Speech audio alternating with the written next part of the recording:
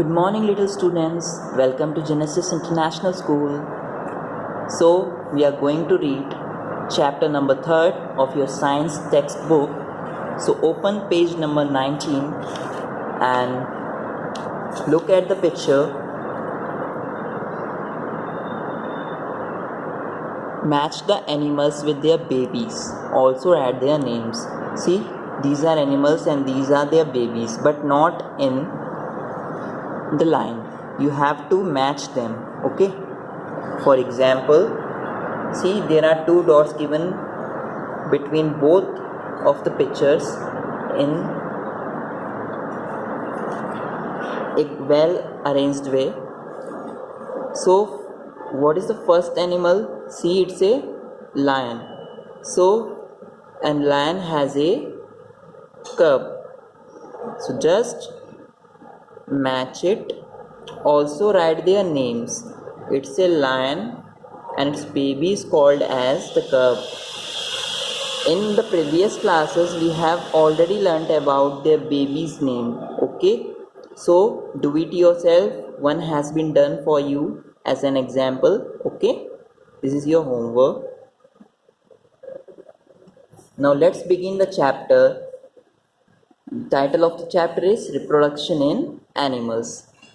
सो animals में reproduction कैसे होता है? सी, आपकी मम्मी हैं, ओके, तो आप देख सकते हैं कि आपकी अगर ब्रदर या सिस्टर हो तो वो क्या है, एक्चुअली हमारे मम्मी पापा ने क्या किया, रिप्रोडक्शन किया. रिप्रोडक्शन से हमारे पास हमारे सिबलिंग्स आए. मीन्स अगर आप एक बॉय हैं तो आपकी सिस्टर है या ब्रदर है, जो भी, आप अगर गर्ल हैं तब भी आपका ब्रदर या सिस्टर तो होगा ही. या हो सकता है आप सिंगल चाइल्ड हों पर आपने दूसरों के तो ब्रदर्स एंड सिस्टर्स देखे होंगे. So all living beings live for many years. सभी लिविंग बीइंग्स क्या हैं, कई सालों तक जीते हैं.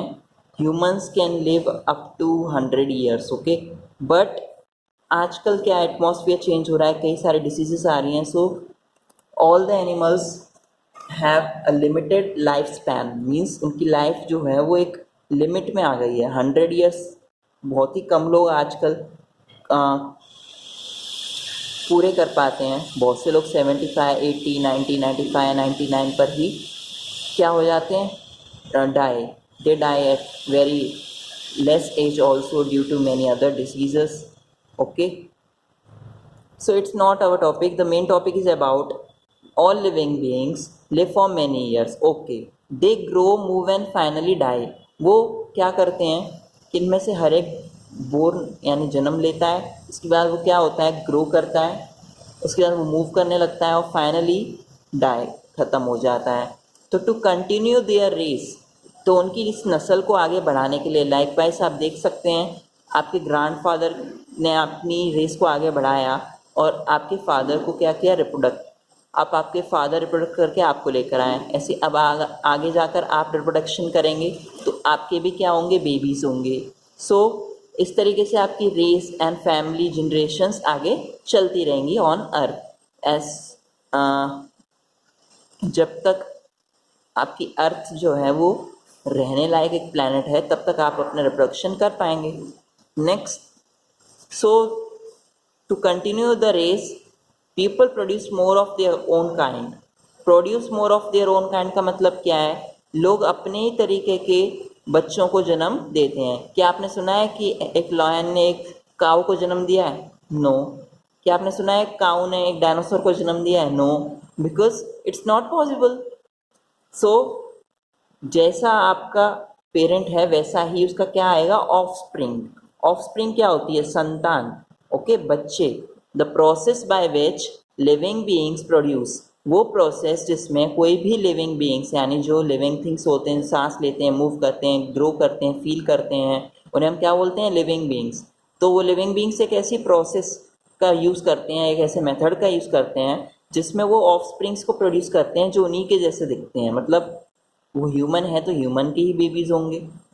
So this process is called reproduction and the production is called offspring. मतलब जो इस प्रोसेस में बनता है उसे ऑफस्प्रिंग यानी संतान कहते हैं और इस प्रोसेस को रिप्रोडक्शन यानी प्रजनन कहते हैं, प्रजनन। Okay, animals reproduce to give birth to their babies. Animals क्यों रिप्रोडक्शन करते हैं? ताकि वो अपने बेबीज को क्या दे सकें, जन्म दे सकें। They reproduce in two ways, उनके टू टाइप्स ऑफ रिप्रोडक्शन है। Number one, animals like lion, sheep and goat have birth to goat give birth to their baby.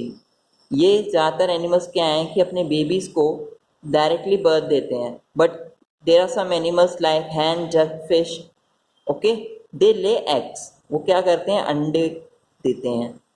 From which babies hatch out, जिनमें से जो मुर्गियां हैं वो फूट कर बाहर आ जाती हैं। एंड आफ्टर फ्यू डेज, तो ऐसा होने में काफ़ी टाइम लगता है हैच होने में, क्योंकि इस प्रोसेस से पहले मुर्गी उस अंडे के ऊपर बैठेगी। इनक्यूबेशन नाम की एक प्रोसेस होती है जिससे वो अंडा क्या होगा, पककर उसके ऊपर का खोल जो है यानी जो बाहरी हिस्सा है वो ऑटोमेटिकली टूट जाएगा। ऐसा कैसे होता है? क्योंकि इंक्यूबेशन मेथड में जो उसकी मदर होती है चाइल्ड की, वो एक्चुअली उसे वार्मनेस देती रहती है, उसके ऊपर बैठे बैठे गर्मी देती रहती है। नेक्स्ट, तो हमने टू टाइप्स ऑफ रिप्रोडक्शन पढ़ा है, कुछ तो एग्स देते हैं और कुछ direct reproduction. Animals that give birth to babies, वो एनिमल्स जो क्या करते हैं, बेबीज को जन्म देते हैं। Like tiger, cat, cow, horse, kangaroo etcetera give birth to their babies. ये क्या करते हैं, अपने बेबीज को जन्म देते हैं। Next, they feed there babies with their own milk.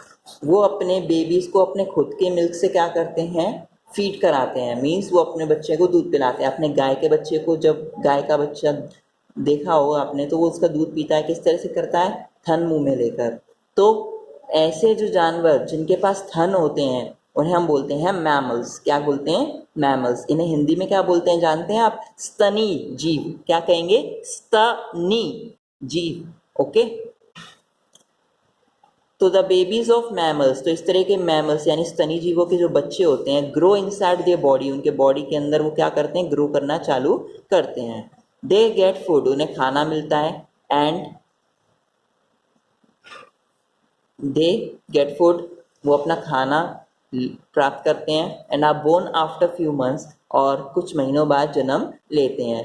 तो वो अपने मम्मी के पेट में ही कैसे मतलब कि फूड ले पाते हैं, तो एक्चुअली हम सब जब जन्म लेते हैं तो हमारी एक क्या होती है, नेवल बेस होता है, नाभि होती है। तो ऐसे ही जानवर होते हैं ना, उनकी भी एक नाभि होती है जिससे वो अपनी मम्मी से कनेक्टेड रहते हैं। तो जो उसका तार होता है हमारी नाभि से कनेक्टेड रहता है। जो भी हम खाएंगे, ऑक्सीजन लेंगे साफ साफ, तो उसके कहाँ आएगी, तो जब वो बेबी बोर्न हो जाएगा, तो आप देख सकते हैं, मैं बता रहा हूँ कि जब बेबीज बोर्न होते हैं, it is not possible to take care of themself. वो अपने आप ही अपना ख्याल नहीं रख सकते, क्योंकि वो बहुत छोटे होते हैं। कुछ की तो आंखें भी नहीं खुली होती हैं, कुछ इतने मासूम होते हैं कि चल भी नहीं पा रहे होते हैं, खड़े भी नहीं हो पा रहे होते हैं सीधे। तो वो क्या है, अभी वो बहुत ही ज़्यादा क्या है, छोटे। Next, so mother has to take care of them, इसलिए मम्मी को उनका क्या रखना पड़ता है, ख्याल। Okay, and feed them with milk, और उनको किससे देना पड़ता है, फीड एक्चुअली दूध से। Next, some mammals like duck-billed platypus, you can see the picture given below this paragraph। कुछ मैमल्स ऐसे होते हैं जो डक बिल्ड प्लेटिपस यानी डक जैसी चोंच वाले होते हैं, उस पर इसका नाम एक प्लेटिपस है। एंड एकिडना, और इसके अलावा जो एकिडना होता है, इसके ऊपर कांटे कांटे हो रहे हैं, आपको दिख रहा है। एक्चुअली इसके शरीर पे जो कांटे होते हैं वो किसके लिए होते हैं, दुश्मन के लिए। अगर ये सेंसिटिव है, ऐसे ऐसा लग रहा है कोई पीछे से आ रहा है, तो अपने कांटों को क्या कर देगा, पूरा खोल देगा, जैसे कोई आदमी से पकड़ ही ना सके। नेक्स्ट, तो सभी मॉडिफिकेशंस है कि इंसान नहीं। तो कुछ मैमल्स जैसे डक बिल्ड प्लेटिपस और एकेडना क्या होते हैं, they do not give birth to young ones. ये डायरेक्टली अपने बच्चों को जन्म नहीं देते हैं, पर ये मैमल्स तो है ना।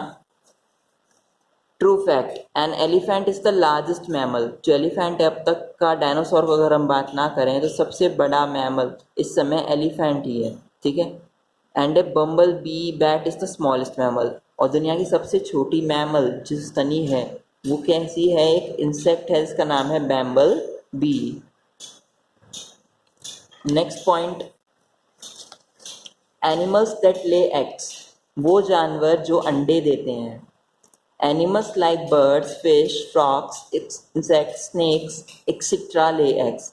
तो कुछ एनिमल्स होते हैं जो इनकी तरह हैं, जैसे मैंने एग्जाम्पल या मेंशन अभी अभी किए हैं, हिंदी बताने की इनमें से ज़्यादातर की तो ज़रूरत नहीं पड़ेगी फिर भी।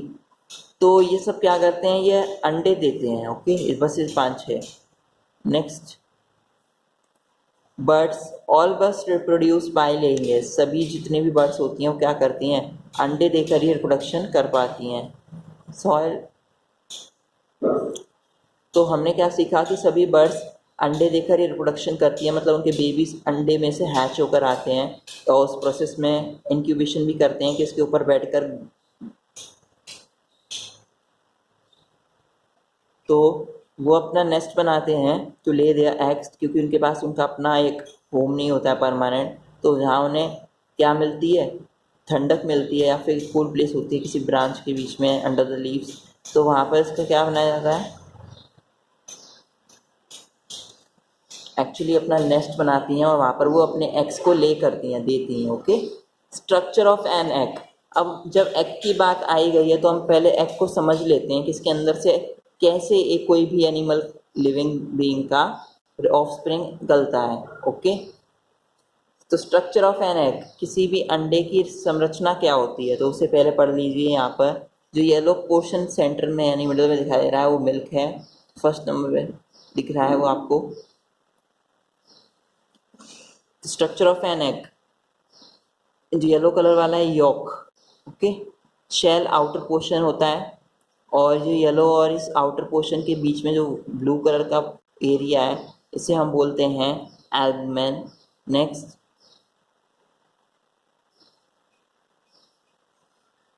तो एग की स्ट्रक्चर क्या है, मतलब एग बना कैसे है, एक्चुअली इससे पहले हम समझेंगे, इसके बाद सभी टॉपिक्स क्लियर हो जाएंगे। See, an egg has hard outer covering, अगर आपने कभी अंडे को देखा हो या फिर उसे टच किया हो तो आपको पता चलेगा कि इसका बाहर का जो कवर होता है वो एक शेल से बना होता है प्रोटीन के। ओके, तो ये जो आउटर कवरिंग एरिया है इसे हम क्या बोलते हैं, शेल, खोपटा, जैसे नारियल का भी होता है ना। Shell protects the egg, shell जो होता है वो उस एग को क्या करता है, प्रोटेक्ट करता है। एंड तो शेल प्रोटेक्ट्स द एग, तो शेल जो है एग को प्रोटेक्ट करता है एंड हेल्प्स, और मदद करता है इन डेवलपिंग ए बेबी, और उसके अंदर वो बच्चा जो है उसका, जिस किसी भी एनिमल का इसके अंदर एम्ब्रायो है वो डेवलप हो सके। इन द मिडल, ठीक बीचों बीच, इज द येलो पोर्शन, ये इसमें पीले रंग का पोर्शन है।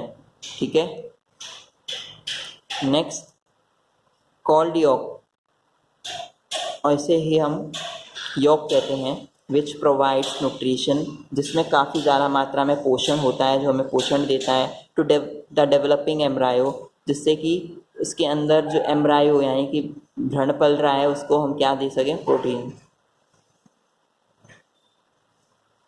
नेक्स्ट,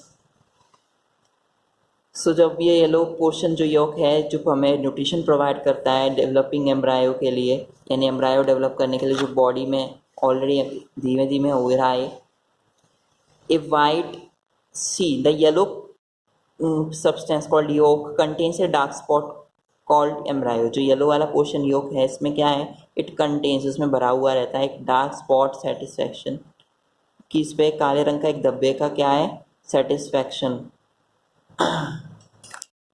तो इसमें एक डार्क स्पॉट रहता है हल्का सा, उसे हम एम्ब्रायो यानी भ्रूण कहते हैं। ए वाइट सब्सटेंस सराउंड्स द योक, किसी बीच में जो वाइट सब्सटेंस होता है, अगर आपने कभी अंडे को उबाल के देखा हो या कहीं देखा हो तो आप देख सकते हैं कि ये उबल जाता है तो पीली रंग की एक बॉल बन जाती है लाइट कलर की, और जो बाहरी पोर्शन है इतना आउटर शेल और इसके बीच में इतना जो डॉट लगा दिए मैंने क्लियरली आपके लिए कुछ। ठीक है, इस पोर्शन को क्या कहते हैं, इस पोर्शन को कहा जाता है एल्बुमेन। ओके, नेक्स्ट, एल्बुमेन क्या करता है, एल्बुमेन प्रोटेक्ट्स द एम्ब्रायो, एल्बुमेन इस एम्ब्रायो को प्रोटेक्ट करता है। And next, provides it with water, और इसके अलावा उसे पानी भी देता रहता है। Next, you can see the life cycle of A bird, एक एडल्ट हैन, ठीक है, कुछ एग्स ले करती है और इसी एग्स को जो उसने ले किया हुआ है नेस्ट बनाकर या उसे जहाँ भी जगह मिली है उसके ऊपर वो कुछ समय तक बैठती है, जिससे कि उसके बच्चे क्या हो जाए, जिससे कि एग्स ले होने के बाद इंक्यूबेशन प्रोसेस यानी कि उसको गर्म करती है जिससे कि वो बच्चे इजीली हैच हो जाएं, ठीक है। नेक्स्ट, तो इंक्यूबेशन प्रोसेस के बाद वो एग्स जो है हैच हो जाते हैं, उनमें से निकलती हैं हैचिंग, ओके। अभी हैचिंग होने के बाद इसमें से चिक्स आई, तो इन चिक्स यानी मुर्गियों का, तो जो ये चिक्स होती हैं आगे जाकर यही एडल्ट हैन का क्या ले लेती हैं, फॉर्म ले लेती है, क्योंकि हम सभी लिविंग थिंग्स क्या करते हैं, we living things live and grow ourself, हम जिंदा रहते हैं और अपने आप को बढ़ाते चलते हैं। नेक्स्ट, सी, बर्ड्स ले इट्स एग्स इन नेस्ट, जो बर्ड्स होती हैं ज़्यादातर अपने नेस्ट यानी घोंसले में अपने एग्स को ले करती हैं।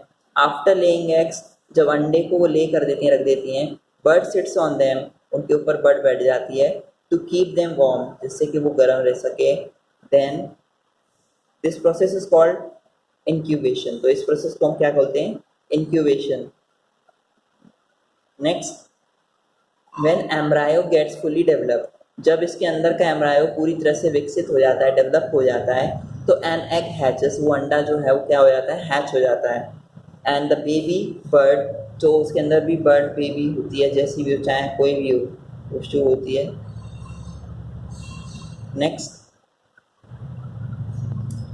When the egg hatches and the baby bird और थिक चिक कम्स आउट ऑफ इट, जब ये अंडा जो हैच हो जाता है उसके अंदर से क्या निकलता है, एक बेबी बर्ड या चिक हैच होता है, जब वो एक किसका,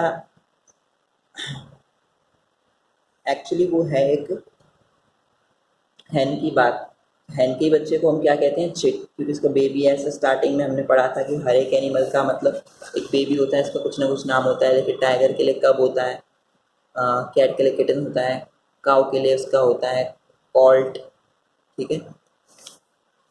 सो हमने अबाउट एनिमल्स हो गया, अबाउट बर्ड्स हो गया। नेक्स्ट, तो वो प्रोसेस जिसमें वो एग इंक्यूबेशन प्रोसेस में हैच हो जाता है उसे हैचिंग कहते हैं, okay. This sorry, the chicks do not have feathers, जैसा कि चिक्स की फेदर्स नहीं होती हैं, okay. And their eyes are closed, और उनकी आंखें बंद रहती हैं। नेक्स्ट,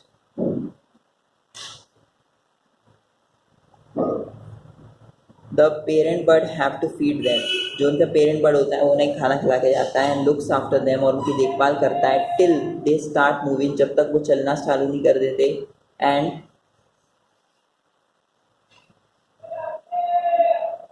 तो हमने इसमें रीड किया कि जो पेरेंट बर्ड है वो फीड करते हैं उन्हें और उनकी लुक आफ्टर करती है यानी देखभाल करती है, टिल दे स्टार्ट मूविंग, जब तक वो चलना नहीं चालू कर देते यानी उड़ना शुरू नहीं कर देते, जैसा भी एनिमल है या बर्ड है, इंसेक्ट है। एंड सर्चिंग देयर फूड, और अपने खाने की खोज वो करते भी रहते हैं, ठीक है, के लायक ना हो जाए तब तक, इसका कहने का अर्थ ये है। So now time for fishes. See, एक एडल्ट फिश क्या करती है, स्पॉन्स देती है, यही स्पॉन्स फिशेस में, सॉरी फ्राइज में क्या हो जाते हैं, कन्वर्ट हो जाते हैं, और यही फ्राइज वापस हमारे फिशेस में ट्रांसलेट। तो एडल्ट फिश जो है, जो प्रोसेस है, हमने जितनी भी साइकिल पढ़ी है वो छोटे से शुरू होती हैं, बड़े पे ही ख़त्म हो जाती हैं। नेक्स्ट, फिशेस, मछलियाँ। मोस्ट ऑफ द फिशेस ले देयर एग्स इन वाटर, ज़्यादातर मछलियाँ अपने अंडों को पानी में देती हैं। दे ले thousands of eggs at a time, वो एक बार में हज़ारों से ज़्यादा अंडे दे सकती है। Next, only few eggs survive, इनमें से कुछ ही अंडे क्या होंगे, बचेंगे। सो ओनली जो फिश हैं वो ज़्यादातर अपना मोस्टली क्या करती हैं, एग्स वाटर में ले करती हैं। दे ले thousands of eggs at a time, इसने बोला है एक बार में थाउजेंड्स ऑफ एग्स, ये जो स्पॉन्स दिख रहे हैं आपको SPAWNS, ये इसके एग्स हैं एक्चुअली, ओके। ये आगे जाके डेवलप हो जाएंगे। पर उसने कुछ और बात बताई है कि only few eggs survive while most of the eggs are eaten by other fishes, इनमें से ज़्यादातर एग्स जो होते हैं दूसरी मछलियाँ इन्हें सर्च कर लेती हैं और उन्हें ईट अप कर लेती हैं, मतलब खा जाती हैं, और रिमेनिंग पोर्शंस की क्या मिलती है, तो रिमेनिंग पोर्शन में हमने अब तक जितना रीड किया है कि ज़्यादातर अंडे दूसरे फिशेस खा जाती हैं और कुछ ही सर्वाइव कर पाते हैं। Next, the cluster of eggs, जितने भी एग्स होते हैं हम क्लस्टर बोलते हैं। तो the cluster of eggs is called spawns. जब बहुत ज़्यादा स्पॉन्स होते हैं या एग्स होते हैं इन्हें हम क्या बोलते हैं, spawns. The baby fish hatches out from the egg, इसमें से एक बेबी फिश जो हैच आउट होगी, okay, and grows into an adult fish, और इस तरीके से वो एक बड़ी सी फिश में क्या हो जाती है,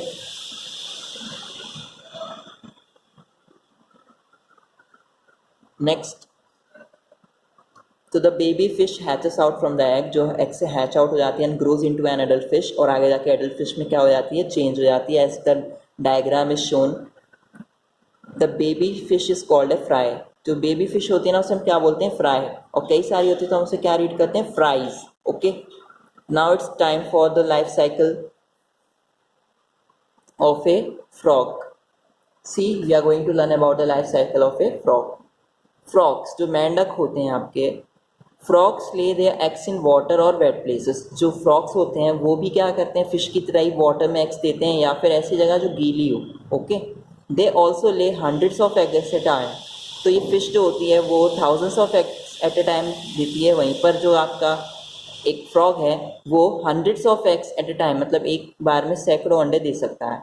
the floating cluster of eggs, इनके जो अंडे होते हैं वो फ्लोट करते रहते हैं, इस कॉल्ड स्पॉन्स, उन्हें क्या कहते हैं, स्पॉन्स कहते हैं। The eggs are surrounded by jelly like substance, जो इसके अंडे होते हैं ना वो जेली जैसे सब्सटेंस के द्वारा क्या होते हैं, जेली जैसे सब्सटेंसेस के द्वारा द एग्स जो होते हैं वो सराउंडेड रहते हैं, जो एग को प्रोटेक्ट करता है, okay. The baby frog hatches out from egg, उस एग में से बेबी फ्रॉग क्या होता है, हैच आउट होता है, मीन्स टूट जाता है वो जब शेल उसका निकल के आ जाता है, जिसे हम क्या बोलते हैं, tadpole, okay. You can see an adult frog has reproduced some spawns and they are converted into tadpoles, okay. Next, the tadpole has a fish like tail, जो tadpole होती है उसकी मछली जैसी क्या होती है, एक पूंछ होती है, that helps it to swim in water, जो उसकी मदद करती है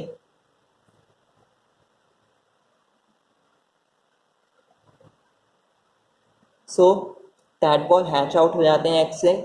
टैडपॉल has a fish like tail, जब ये डेवलप होती हैं तो इनकी फिश जैसी टेल आती है स्टार्टिंग में, that helps it to swim in water, जिसकी वजह से वो क्या कर सकते हैं ना, left right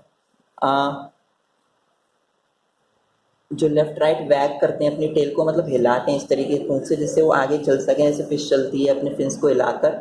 next, and Yeats water plants, और अपनी भूख को मिटाने के लिए वो वाटर प्लांट्स खाते हैं।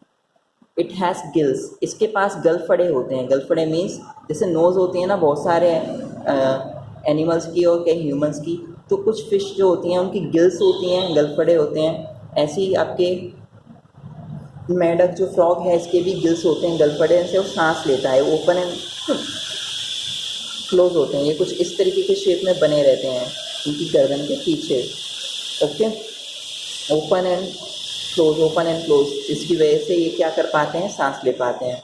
और फ्रॉग ऐसा है जो पानी में भी सांस ले सकता है और लैंड पर भी, मीन्स वो एक ऐसा जानवर है जो दोनों में रह सकता है। नेक्स्ट,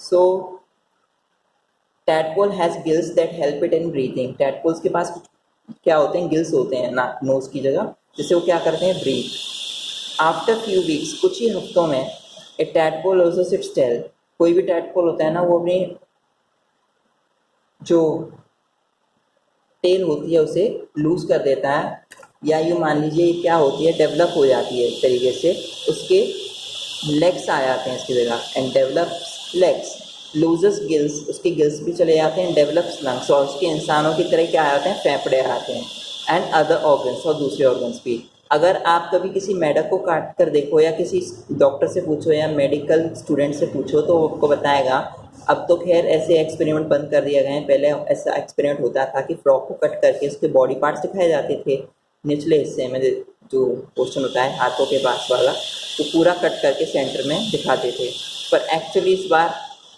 ऐसा हो नहीं सकता। नेक्स्ट, सो वो गिल्स लूज कर देते हैं, उनके लंग्स डेवलप हो जाते हैं, टेल्स लूज हो जाती है और लेग्स आ जाते हैं, एंड अदर ऑर्गन्स भी डेवलप हो जाते हैं। तो अगर हम एक फ्रॉग को ह्यूमन से कंपेयर करें तो उसकी बॉडी ऑर्गन्स, ठीक है, सभी सेम टू सेम ह्यूमन से मैच करता है। आफ्टर सम टाइम, इसके कुछ समय बाद ही, it grows into an adult frog, जब एक फ्रॉग पोल बनता है, टैडपोल से फ्रॉग पोल, और फ्रॉग पोल से क्या बनता है, एक यंग फ्रॉग। तो हमने देखा कितना सफर भी। तो हमने पढ़ा इसके बारे में काफ़ी कुछ कि after some time it grows into an adult frog, वो आगे चलकर क्या हो जाता है, एक फ्रॉग पोल एडल्ट फ्रॉग में बदल जाता है, पर इस बीच में यंग फ्रॉग भी तो है। तो हमने देखा कि ये लाइफ साइकिल थी एक फ्रॉग की। So let's come to the last line. The process of changing of a tadpole into an adult, कोई भी टैडपॉल किसमें बदल जाए, एक एडल्ट फ्रॉग में, तो उसे हम बोलते हैं मेटामॉर्फोसिस। मतलब अपना रूप को चेंज कर लेना और अपने साइज को बढ़ा लेना और कई दूसरे एबिलिटीज़ को डेवलप करना, वो प्रोसेस मेटामॉर्फिस होती है। मींस आप देख सकते हैं कि पहले क्या थे, ये आइज जैसे दिखते हैं, अगर आप इन्हें देखो ना तो ऐसा लगेगा किसी जानवर की आँख है, स्पॉन्स, और इनके पास एक जेली जैसा जो सब्सटेंस होता है वो अंदर की चीज़ को बचाता है, जैसे अंडे के को कौन बचाता है, उसका आउटर कवरिंग शेल, और बीच में एल्बुमिना। नेक्स्ट, इंसेक्ट्स, कीट, जो आपके कीट होते हैं इनके बारे में हम बात करेंगे। Insects also lay eggs, insect है ना ये भी एग्स ले करते हैं, बट इनके जो एग्स होते हैं वो शुगर, जो आप देखते हैं ना शुगर होती है घर पे, उससे बस थोड़े से, एक क्रिस्टल को अगर आप उठा लें तो उससे बस थोड़े से बड़े होंगे। So insects have 4 stages. कुछ इंसेक्ट्स ऐसे हैं, there are some insects that have 4 stages of their life cycle. तो इन लाइफ साइकिल में example larva, pupa and adult in their development, अपने विकास को पूरा करने के लिए उनके पास क्या क्या है, अडल्ट। एंड नेक्स्ट स्टेजेस जो हैं, पहले वो एग, इंसेक्ट एग देगा, एग जो है वो क्या है, लार्वा चेंज होगा, यही लार्वा मैगोट कहलाता है।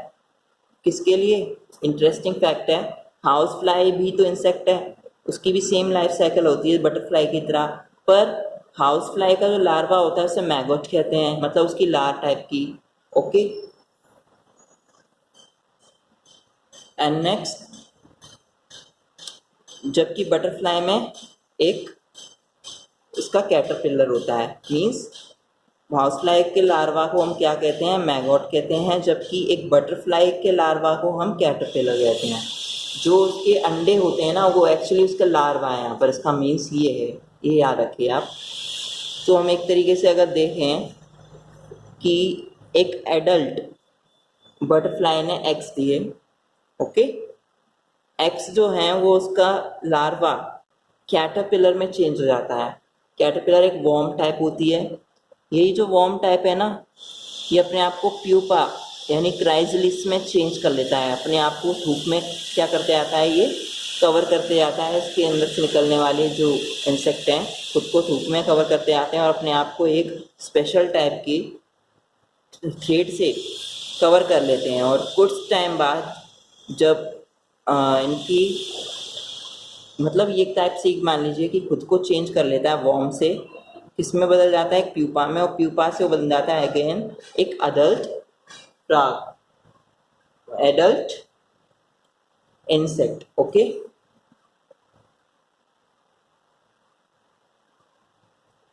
सो हमने इसकी स्टेजेस पढ़े। फर्स्ट ऑफ ऑल वो एग देगा, एग लार्वा में कन्वर्ट होगा, लार्वा से प्यूपा, इसे हम क्राइजलिस भी कहते हैं, और लार्वा को कैटरपिलर भी कहा जाता है, and then it becomes an adult butterfly. तो ये एडल्ट बटरफ्लाई में बदल जाता है। यही प्रोसेस आपकी किस में होती है, हाउस फ्लाई में। हाउस फ्लाई भी एग देगी, इसका लार्वा जो होता है वो मैगोट होता है, बस ये इसमें फ़र्क है, और बटरफ्लाई का लार्वा कैटरपिलर होता है।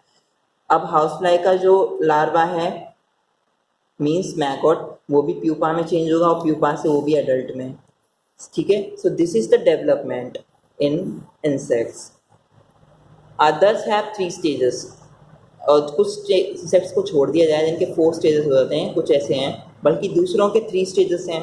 निम्फ से पहले एग, और एग से निम्फ बनेगा, और निम्फ से वो डायरेक्ट एडल्ट में चेंज हो जाएगा, means the third step is missing in their development, उनके डेवलपमेंट में। दे ऑल्सो शो मेटामॉर्फोसिस, इनमें भी मेटामॉर्फोसिस होता है। सी इनके साइज में चेंज आ रहा है, इनके शेप एंड साइज, कलर सब में चेंज आता है। सो मेटामॉर्फोसिस वो प्रोसेस होती है जिसमें किसी एनिमल की जब बर्थ होता है तो उसके शेप, साइज एंड कलर, यहाँ तक इसका बहुत सारी अदर डेवलपमेंट्स भी आती हैं देखने को मिल जाए तो। So we are going to study about butterfly once again. A butterfly undergoes 4 stages in its life cycle. जो बटरफ्लाई होती है वो अपनी लाइफ साइकिल यानी जीवन चक्र में 4 स्टेजेस से होकर गुजरती है। The female butterfly lays cluster of eggs on the leaf. जो फीमेल बटरफ्लाई होती है ना, वो क्या करती है, अपने एग्स के क्लस्टर को, जो ग्रुप में इतने एग्स देती है, वो उसे लीफ पर क्या कर देती है, ले छोड़ देती है। Next, the egg hatches. जो अंडे होते हैं उसके, वो क्या हो जाते हैं, फूट जाते हैं। Produces worm like larva. और वो एक कीड़े जैसे लार्वा को प्रोड्यूस करते हैं उसके अंडे मिलके। The larva is also known as caterpillar. इसे हम कैटरपिलर भी कहते हैं। Next, the caterpillar feeds on leaves and grows. और जो कैटरपिलर है ना, वो उसकी लीव्स पे इसने जैसे जन्म लिया है तो उसी पर वो फीड करता है खुद को और वो बढ़ता जाता है। After some days the caterpillar forms a shell. कुछ समय बाद जो कैटरपिलर होता है वो अपने लिए क्या बना लेता है, शेल बना लेता है। ओके, और इस शेल को अपने चारों तरफ भुनने के बाद जिसे वो क्या बोलता है, cocoon. The caterpillar is now called a pupa. अभी कैटरपिलर से हम क्या बोलते हैं, pupa. The pupa is also known as chrysalis. मैंने पहले आपको बता दिया था जो प्यूपा होता है उसे हम क्राइजलिस कहते हैं। The cocoon breaks open. जो ककून उसने अपने अपने चारों ओर वो एक शेल बना लिया था उस वॉर्म ने, कैटरपिलर ने, वो अब ब्रेक्स ओपन यानी फट जाता है इन ए वीक, एक हफ्ते भर में। And N adult butterfly comes out. और इस तरह से उसमें से एक जवान बटरफ्लाई बाहर निकलती है। सी, हमने एक और इंसेक्ट लिया है, cockroach. Cockroach undergoes the 3 stages in its life cycle. जैसा कि हमने इंसेक्ट में पढ़ा था some of insects goes undergoes 4 stages. तो इनमें से जो कॉकरोच एक ऐसा इंसेक्ट है जो अदर टाइप में आता है जो 3 स्टेजेस से होकर गुजरता है, ओके, अपनी लाइफ साइकिल में। The first one is the eggs do not hatch S larva. इसके अंडे फूटकर लार्वा नहीं बनते हैं, दे हैच एस निम्स, उन बन जाते हैं NIMS. Okay, which look like young cockroach, जो बिल्कुल एक नए जवान कॉकरोच जैसा दिखता है। नेक्स्ट, जैसा कि उसने बोला कि इसके एग्स हैच नहीं होते हैं लार्वा के रूप में, तो हैच होते हैं निम्स के रूप में। जो हम एक तरीके से कह सकते हैं निम्स जो होते हैं वो यंग कॉकरोच होते हैं। NIMS do not have full wings. जो निम्स होते हैं उनके पूरे क्या नहीं होते हैं, पंख नहीं होते हैं। They do not turn into pupae, और ना ही वो प्यूपे में बदल पाते हैं। Next, instead they shed their skin several times as they grow. बल्कि वो इसके बदले अपनी जो स्किन होती है वो काफ़ी ज़्यादा शेड करने की जगह बढ़ा लेते हैं। ओके, क्योंकि उनकी शेड होती रहती है कई बार, मतलब जैसे कि सांप है और कई सारे एनिमल्स से अपनी स्किन जो होती है ना उनकी शेड होकर दोबारा आती है न्यू पूरी बॉडी पर। ओके, जैसे जैसे टाइम बीतता जाता है, several times as they grow, जैसे जैसे बढ़ते जाते हैं इसके साथ साथ। Next, each time they shed their skin. हर बार वो अपनी स्किन यानी खाल को क्या कर देती हैं, उतार देती हैं। They look more like an adult. वो हर बार एक एडल्ट के रूप में चेंज होती रहती हैं। Slowly the nymph changes into an adult. धीमे धीमे वो निम्फ जो होता है मतलब यंग कॉकरोच एक एडल्ट में बदल जाता है। The process of shedding the old skin is called moulting. जैसा कि बाकियों में मेटामॉर्फोसिस हो रहा था, उनका शेप, साइज, कलर बदल रहा था, ऐसे इसमें इसकी पूरी स्किन चेंज हो जाती है और उस प्रोसेस को हम बोलते हैं सभी एनिमल्स, इंसेक्ट, बर्ड्स में moulting. Okay, the process of shedding the old skin. पुरानी स्किन को छोड़ या फिर और भी कई चीज़ें हैं उन्हें हम क्या बोलते हैं, मोल्टिंग। ठीक है, नेक्स्ट यू कैन सी एक एडल्ट कॉकरोच ने एग दिया है और एग जो है लार्वा में चेंज ना होकर एक यंग कॉकरोच यानी निम्फ में चेंज होगा। और ये निम्फ है, आप देख सकते हैं इसकी जो इसके ऊपर थोड़ी देर के लिए या हल्की सी फ्लाइट देने के लिए विंग्स होते हैं, बट वो पूरी तरह से डेवलप नहीं होते हैं। तो वो क्या करता है कि कई बार अपनी जो विंग्स हैं उन्हें शेड करता रहता है अपनी फुल लाइफ टाइम में। और फाइनली एक बड़ा, आप देख सकते हो कि कॉकरोच है यहाँ पर, डिम से ये कन्वर्ट होकर आ रहा है और इसमें लास्ट में बना है adult cockroach. Next, let's come to reptiles. Reptiles क्या होती हैं? रेप्टाइल्स को हिंदी में बोलते हैं सरीसृप, यानी जो रेंग के चलते हैं, और पानी में भी रह सकते हैं और ज़मीन पर भी और पेड़ों पर भी। सो रेप्टाइल्स क्या हैं? Snakes, turtles and crocodiles are some reptiles. इन्हें हम क्या बोलते हैं? रेंग के चलने वाले जो जानवर होते हैं, इन्हें कहते हैं हम, रेंग के चलते हैं इसीलिए सरीसृप। सरीसृप, सर्प। Snacks lay eggs on ground. Snake क्या करते हैं? ज़मीन पर अंडे देते हैं। The eggs have hard leather shell, और इनके जो अंडे होते हैं उनका जो बाहर का शेल होता है काफ़ी ज़रा हार्ड होता है। The baby snake comes out, जो बेबी स्नेक होता है ना वो बाहर आता है, ब्रेकिंग एग शेल, उस अंडे के शेल को तोड़कर, यूजिंग ए स्पेशल एग टूथ, और इसमें वो इस्तेमाल करता है कुछ खास टाइप के एग टूथ को। ओके, उसके पास होता है स्नेक के पास। क्रोकोडाइल्स डिग शैलो पिट, और वहीं पर रेप्टाइल्स में हम स्नेक की बात कर चुके हैं, तो रेप्टाइल में हम क्रोकोडाइल कैसे भूल जाएं, या टर्टल कैसे भूल जाएं, और भी कई और चीज़ें हैं।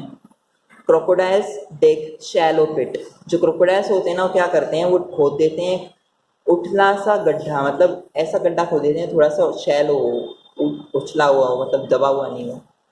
नियर रिवर बैंक्स, कहाँ पर? नदी के किनारों के पास। And lay their eggs there, और वहाँ पर वो अपने अंडे दे देता है। From eggs baby crocodiles are born, इन्हीं एग से बेबी क्रोकोडाइल्स क्या करते हैं? जन्म लेते हैं। दे फीड ऑन मीट, वो मांस पर क्या करते हैं? खुद को फीड करते हैं। And grow into an adult crocodile, और फिर यही अपने आप एक एडल्ट क्रोकोडाइल में, जैसे जैसे इन्हें मीट मिलता जाता है, क्योंकि मीट कंज्यूमर्स होते हैं, इसी वजह से इनकी बॉडी जो होती है मीट को जल्द से जल्द क्या करती है? डाइजेस्ट करके इनके प्रोटीन, कैल्शियम, विटामिन, जो भी चीज़ों को इनकी ज़रूरत होती है वो सब इससे क्या कर देती है? पूरा कर देती है actually. So in this way we have learned about reptiles, insects, okay, frogs, fishes, about the structure of an egg, the process of reproduction by birds and many other types of animals, about their baby's name and the animals. The process mainly is the reproduction in animals. So I think you have enjoyed it at all. So if you have any problem with the video, or if any point is not understood, then go for alternative sources, they will be better for you. Search for Google, there are many other topics available and some interesting and funny facts also. Once again I want to thank you. Stay safe and stay home, and keep reading your science book with calm mind. Okay, have a good day.